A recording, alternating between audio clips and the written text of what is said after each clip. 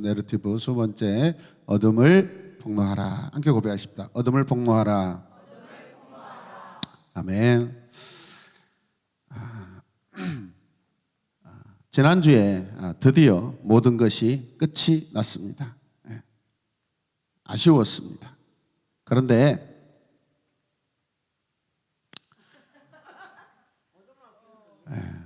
그루터기에서 또 다른 싹이 나고 있었습니다. 10년 후에 다시 잘라야 할 일이 생겼습니다. 이 사건을 경험하면서 생명은 참 강하다라는 것을 많이 느꼈습니다. 함께 고백하면서 생명은 귀하고 강합니다. 그러면서 지난주에 제가 제 마음속에 항상 맴돌던 그런 말씀이 있었습니다. 이 말씀인데, 등에 지면 짐이 되고 가슴에 품면 몸이 된다라는 말씀이 한 주간 동안 내내 제 마음에 이렇게 머물렀습니다. 죽은 나무를 메고 처리하는 것이 쉽지 않았습니다. 통나무를 가슴에 안아서 버리는 그 마음이 되게 다르게 느껴졌거든요. 우리를 가슴에 품으신 하나님의 사랑은 참으로 크다라는 것을 많이 느꼈습니다. 이해되시는 분만 아멘 하십시다. 그리스도께서 오시기 700여 년 전 이사야 선지자는 우시야 왕이 죽던 해에 사역을 시작해 히스기야의 악한 아들 므낫세에게 순교를 당함으로 사명을 마치게 됩니다. 북이스라엘이 아수르 손에 무너지는 중에도 여전히 우상 숭배, 도덕적 타락으로 내닫는 남유다를 향해 하나님의 심판 메시지를 전해 하나님께로 돌이키도록 한 이사야 선지자. 이 이사야 선지자는 심판 속에 담긴 하나님의 약속, 즉 하나님의 구원 계획이 메시아를 통해 이루어질 거라는 예언을 하며 소망을 전했습니다. 심판 중에도 하나님께서 여러분과 저를 위로하시는 줄로 믿습니다. 암울하고 답답한 현실 속에서 점점 다가오는 심판을 넘어 무지개 같은 하나님의 약속을 볼 수 있는 믿음의 시각이 열릴 거라고 이사야 선지자는 소망을 전했습니다. 여러분, 무지개가 뭡니까? 캐셔트라겠죠. 캐셔트. 하나님께서 심판의 이 활시를 당기고 계십니다, 여러분. 그런데 그걸 놓지 않고 계시는 것은 저와 여러분들에게 소망인 줄로 믿습니다. 하나님께서 이스라엘을 회복하여 이방의 빛이 되게 하실 것이라고 약속하셨는데, 오늘 6절 말씀 함께 읽겠습니다. 너는 백성의 언약과 이방의 빛이 되게 할 것이니. 네. 사도 바울은 700여 년 전에 한 선지자의 말을 이렇게 인용하여서 에베소 성도에게 지금 전하고 있습니다. 사도는 이스라엘 백성을 가리키는 빛이라고 했습니다. 함께 봅니다. 가리키는 빛. 참 빛이신 그리스도를 믿고 그분 안에 있는 사람들은 그분과 함께 빛이 됩니다. 그래서 성도는 가리키는 빛입니다. 예수께서 말씀하십니다. 빛이 있는 동안에 너희는 그 빛을 어떻게 믿어서 자녀가 되어라. 아들이 되어라. 그 빛을 믿어서 아들이 되어라라고 말씀하셨습니다. 여러분, 우리는 빛의 자녀답게 살아야 하는 줄로 믿습니다. 바울은 주 안에서 빛이 된 에베소 교회 성도들에게 빛의 자녀답게 살라고 강력하게 도전합니다, 여러분. 8절 말씀 보십시오. 빛의 자녀답게 사십시오. 과거의 에베소 교회 성도들은 하나님을 거역하는 불순종의 아들들이었습니다.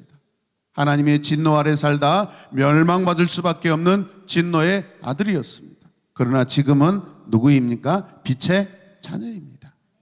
빛의 자녀라는 이 새로운 신분을 그들이 얻었습니다. 저와 여러분도 마찬가지입니다. 우리가 과거에 진노의 아들들이었고 멸망의 자식들이었지만 오늘 저와 여러분들은 빛의 자녀입니다. 빛의 자녀답게는 예수님처럼입니다. 예수님처럼. 자녀답게가 뭐죠? 여러분, 닮아가는 것입니다. 따르는 것입니다. 누구를요? 예수 그리스도. 빛의 자녀에게는 빛의 열매가 나타나게 되어 있습니다. 빛의 열매는 모든 성과 의와 진실에 있습니다. 빛의 열매란 성도들의 삶에서 나타나는 구체적인 행동을 말하는 것입니다. 빛의 열매의 세 가지가 무엇입니까? 모든 성과 의와 진실. 이 세 가지는 하나님께서 창조하신 세 사람의 성품입니다. 하나님의 속성이기도 합니다.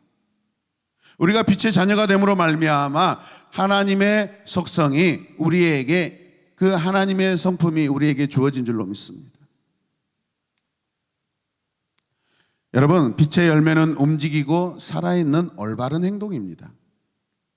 빛의 열매는 움직입니다. 살아있어요, 여러분. 빛의 열매를 그렇다면 맺으려면 어떻게 해야 할까요? 우리는 먼저 주님을 기쁘게 해드릴 것이 무엇인지 분별해야 합니다. 분별해야 합니다. 말씀을 잘 듣고 분별하셔야 됩니다. 주님께서 기뻐하신 일이 무엇인지를 분별하십시오라고 10절에서 말씀하고 있습니다. 분별은요, 무엇인 줄 아세요? 좋다고 인정하고 결정하는 거예요. 좋으면 좋다, 안 좋으면 안 좋으면, 이게 분별이에요, 여러분. 무슨 일을 하든지 가장 중요한 기준은 그렇다면 무엇일까요? 주님의 영광이며 주님께 기쁨입니다. 사람들이 보기에 아무리 좋은 것일지라도 주님을 기쁘시게 해드릴 것이 없다면 여러분, 그건 하지 말아야 합니다. 분별은 세밀하게 여러분 시험하고 꼼꼼히 조사하는 것입니다. 저와 여러분들이 어떤 일을 행할 때, 무슨 일을 시작할 때 반드시 세밀하게 시험하고 꼼꼼하게 조사하셔야 됩니다. 그냥 무턱대고 막 해서는 안 됩니다, 여러분. 주님을 기쁘게 해드리는 것이 무엇일까? 함께 고백하십시다. 주님을 기쁘게 해드리는 것이 무엇일까? 밑에 같이 읽어요. 주님의 뜻과 일치하는 행동이 무엇일까? 우리가 결정장애가 있습니다, 여러분. 우리는 죄의 속성을 가지고 있기 때문에 결정장애가 있어요. 그 결정장애 때문에 우리는 늘 실수하고 넘어집니다. 그러나 우리가 이 결정장애를 극복하는 길은 이 두 가지 질문입니다.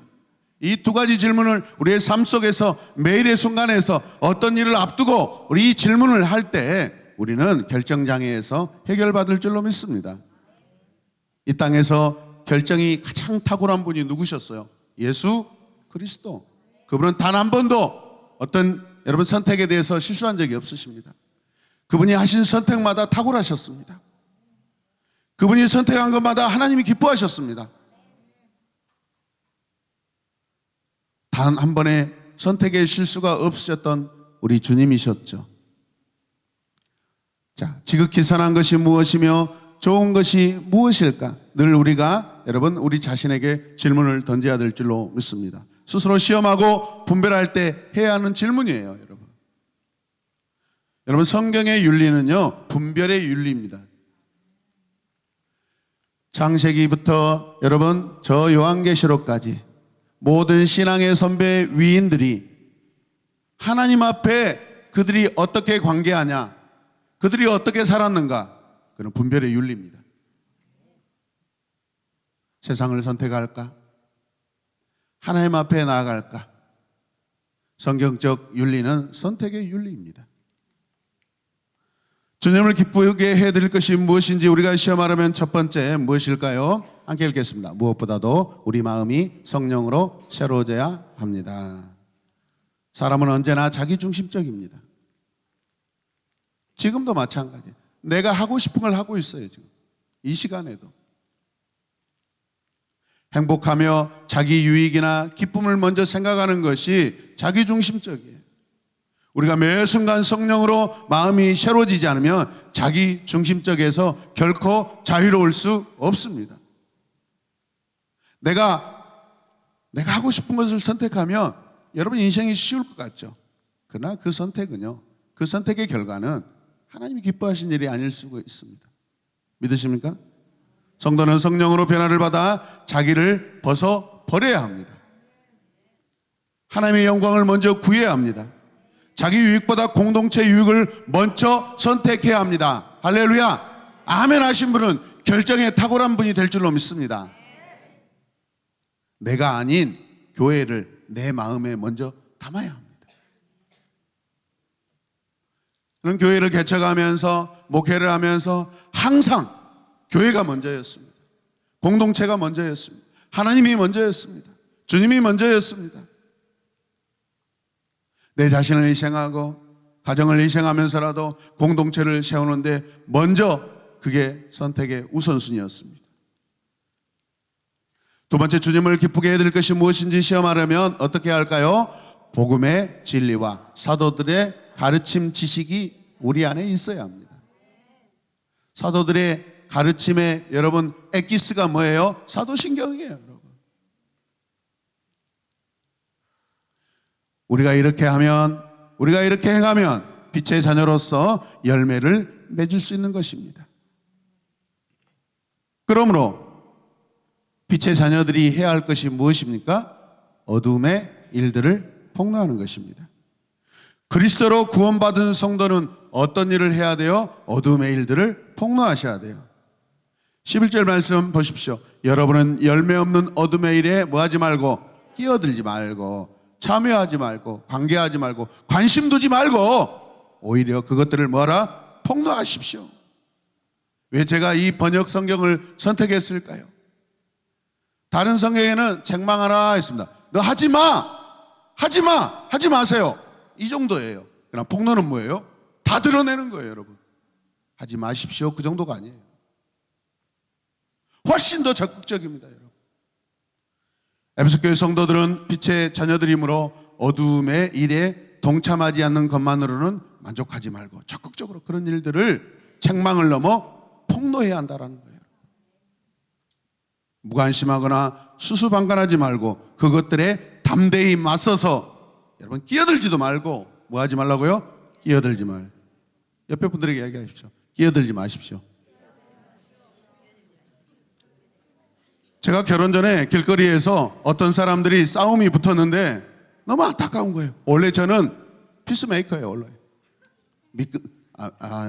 누가 지금 저를 비웃은데 과거에 제가 상당히 피스메이커였습니다.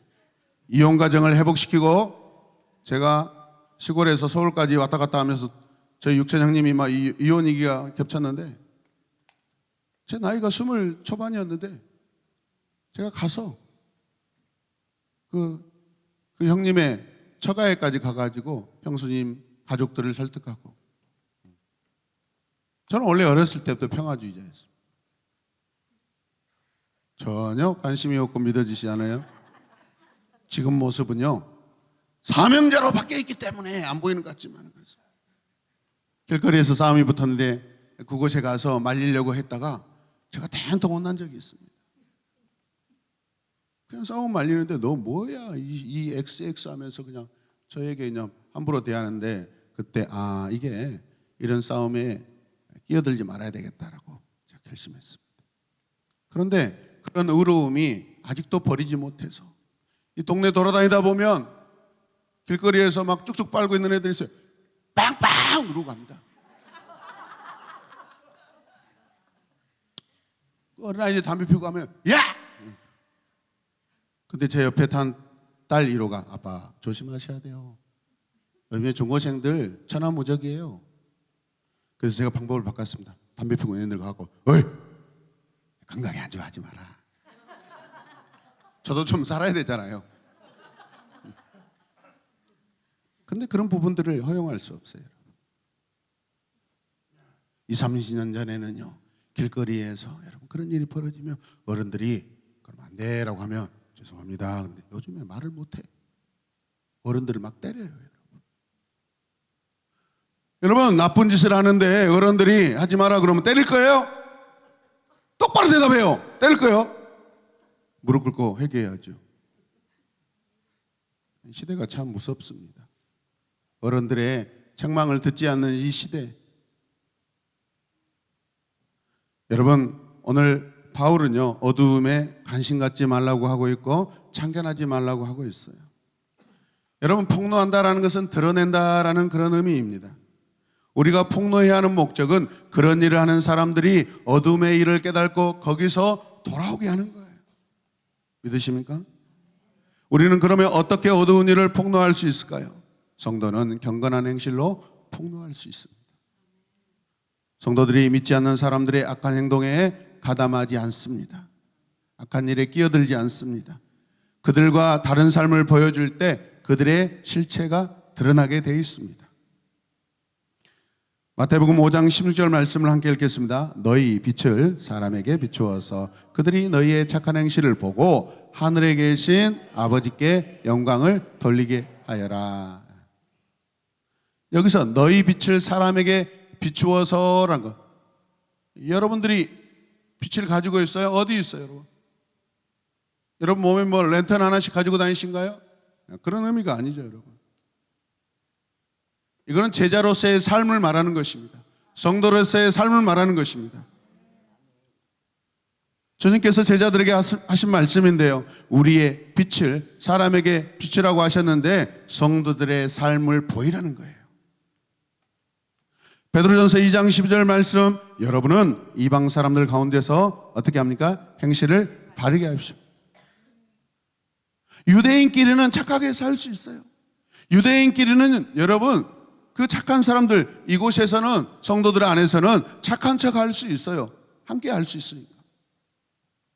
그러나 먹고 마시고 놀고 춤추고 발광하는 그런 장소에서,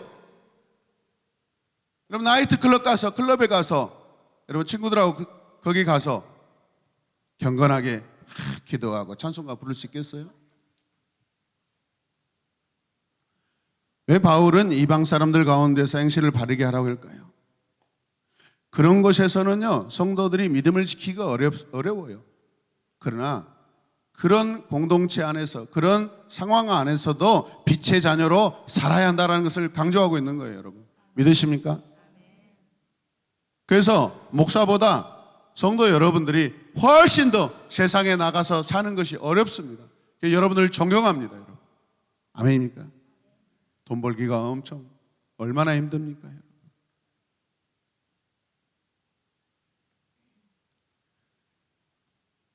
외국인들과 함께 사는 곳에서 행실을 바르게 하래요. 우리는 그들의 더러운 행실들을 드러내는 일을 하되, 잘 들으시기 바랍니다. 도덕적 우월감이 아니라 겸손과 자비로운 마음으로 하셔야 해요. 우리가 하나님의 자녀라고 특권이라고 우월감을 가지고 지적하고 해서는 안 된다는 거예요. 여러분, 왜 어두움의 일들을 폭로해야 할까요? 12절 말씀 함께 읽을까요? 그들이 몰래 하는 일들은 말하기조차 어떤 일이에요? 부끄러운 것들입니다. 그들이 누구예요? 어두움에 속한 자들, 불순종의 아들들입니다. 에베소 교회 이방인 성도들도 그런 죄악 가운데 살았었습니다. 그러나 이방인의 뜻을 쫓아 행하는 것은 지나간 때로 족한 줄로 믿으시길 바랍니다. 더 이상 안 하셔도 돼요. 죄는 과거에 했던 것으로 만족하시길 바랍니다. 13절 말씀 보시면 빛이 폭로하며 모든 것이 어떻게 됩니까? 드러나게 됩니다.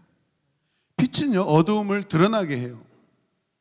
빛은 죄를 폭로한 일을 할 뿐 아니라 변화를 일으키는 긍정적인 역할을 하는 줄로 믿으시길 바랍니다.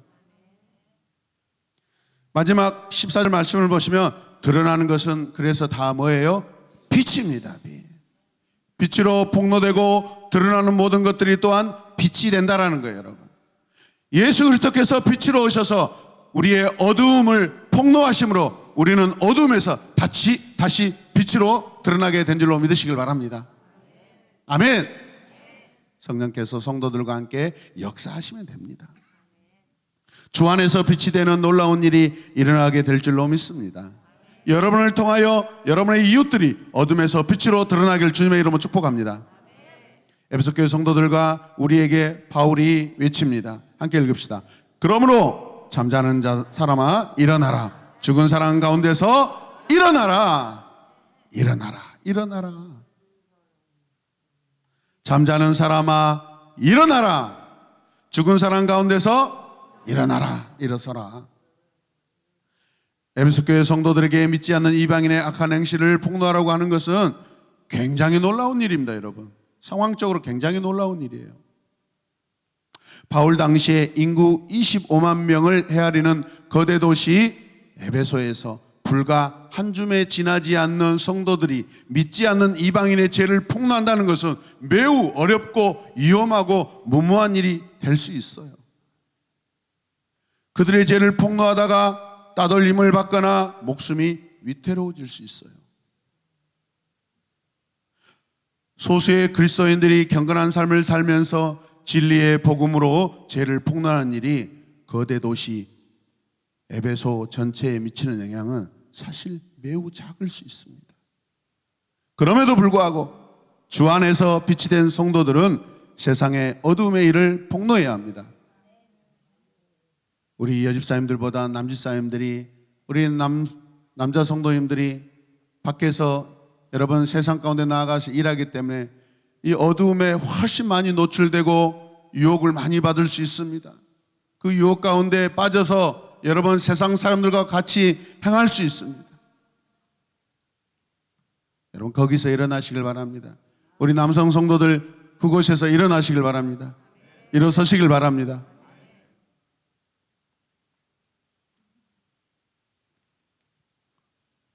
그렇게 하는 것이 주 안에서 빛이 된 성도들의 마땅한 본분이기 때문에 그렇습니다. 그래서 외쳐야 해요. 우리 다 함께 외칩시다. 시작. 어둠의 일들을 폭로하라. 아멘. 2000년 전에 소수의 무리에 지나지 않았던 에베소 교회 성도들이 믿지 않는 이방인의 부끄럽고 악한 행실을 폭로해야 했다면 한국 사회에 살아가는 우리 그리스도인들은 더 말할 나위가 없습니다. 한국 사회에서 그리스도인들은 이제 소수가 아닙니다. 마음먹기에 따라서는 이 사회를 충분히 뒤집어 놓고도 남을 만한 여러분 그런 권력을 가지고 있습니다. 많은 사람들이 모여 있습니다. 이 시대 교회는 돈이 많습니다. 막강한 힘을 가지고 있습니다. 정치인들이 교회로 여러분 다 달려오고 있습니다.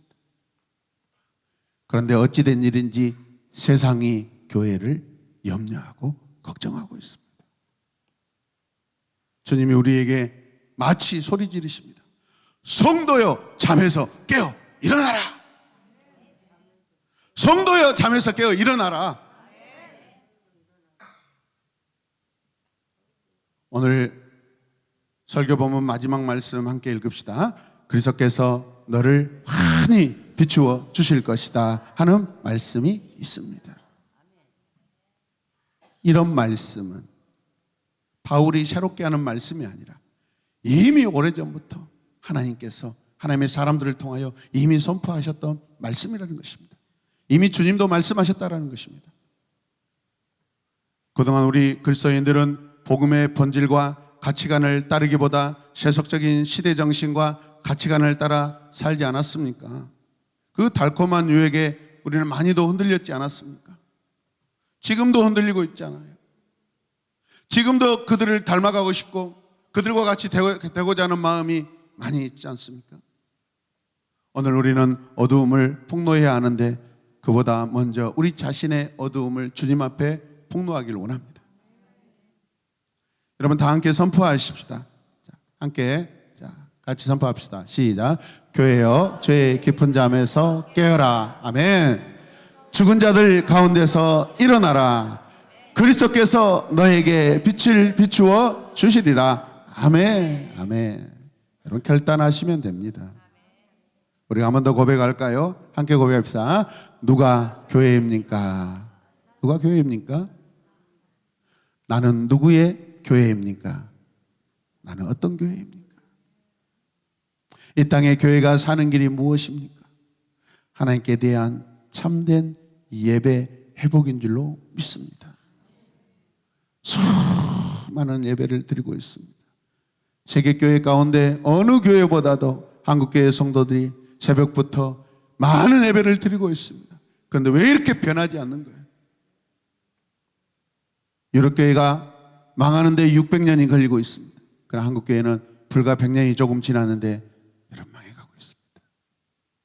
죄송합니다. 이런 표현을 해서. 그러나 신실한 교회도 많이 있습니다.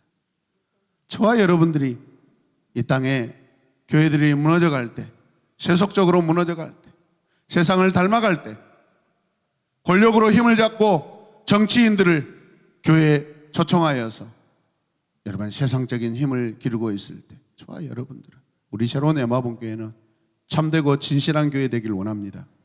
할렐루야. 왜 예배가 먼저입니까? 그렇게 많이 예배를 드렸는데 진실함이었기 때문에 그렇습니다.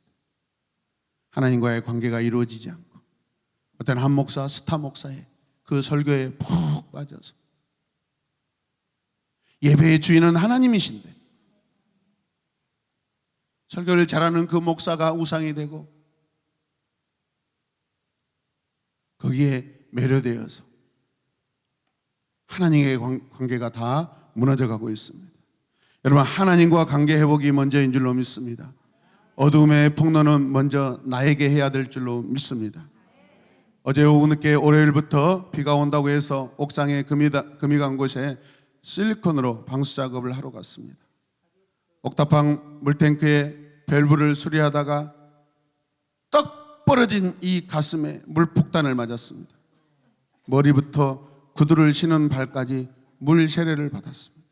물줄기가 너무 강렬해서 두려웠습니다. 모든 일을 다 마치고 하나님께 제가 깨달은 것이 무엇인 줄 아십니까? 나부터 물로 목욕을 하듯 깨끗해져야 되겠구나. 이 설교를 준비하고 있는 때 이런 물폭탄을 맞고 물세례를 당하면서 이런 사건을 통하여서 나부터 새로워지고 깨끗해져야 되겠구나. 샤워기로 구두를 닦는데 이런 묵상이 됐습니다. 너무 깜짝 놀란 일이었지만 집사님들과 몇몇 학생들이 부랴부랴 와서 천장에서 떨어지는 물을 받아내고 닦고 하느라 수고를 많이 하셨습니다. 너무 감사했습니다. 할렐루야. 여러분, 누구를 탓하지 마십시오. 나부터 깨끗해져야 합니다. 나부터 일어나겠습니다. 우리 교회부터 깨어 있겠습니다. 아멘. 어떤 교회가 어쩌고 누가 어쩌고 다 필요 없습니다. 세상이 다 망해간다 할지라도 저와 여러분들이 주님과 1대1로, 하나님과 1대1로 바르게 서 있으면 하나님 우리를 통해서 일하시고 새롭게 시작할 줄로 믿습니다. 이 시간 함께 기도할 때 하나님 나라에 내가 먼저 내 자신이 나 혼자가 신실하게 먼저 서 있게 하여 주시옵소서. 좋은 예배가 있어서 좋은 예배자가 되는 것이 아니라 우리 한 사람 한 사람이 좋은 예배자가 될 때 좋은 예배가 드려지는 줄로 믿습니다. 나 한 사람이 깨어있게 하여 주시옵소서.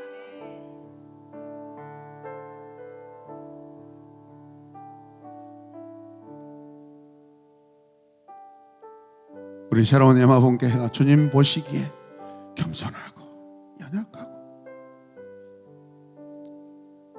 주님의 사랑이 아니면 도무지 살아갈 수 없는 성도들, 내 사랑하는 내 자녀들이 여기에 있다고.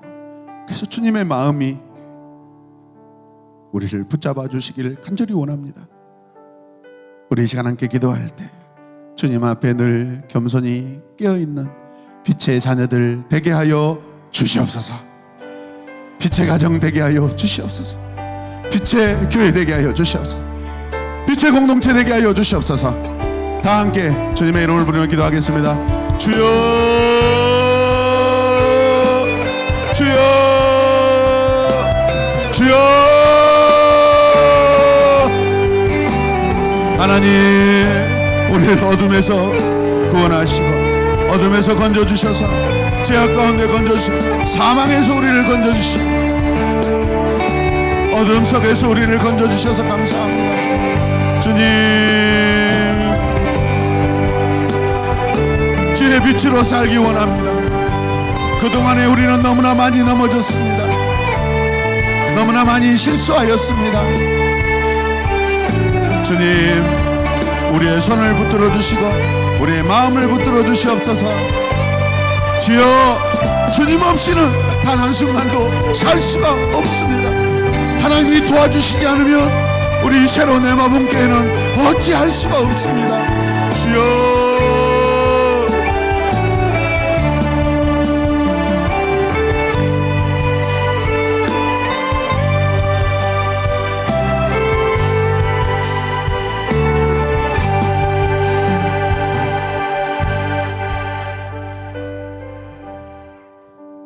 하나님의 크신 사랑 감사합니다.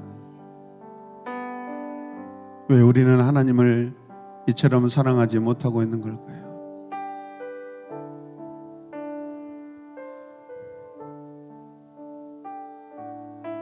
세상적인 때를 벗어버리고 밝고 빛나고 영광스러운 주님의 빛으로 살게 하여 주시옵소서.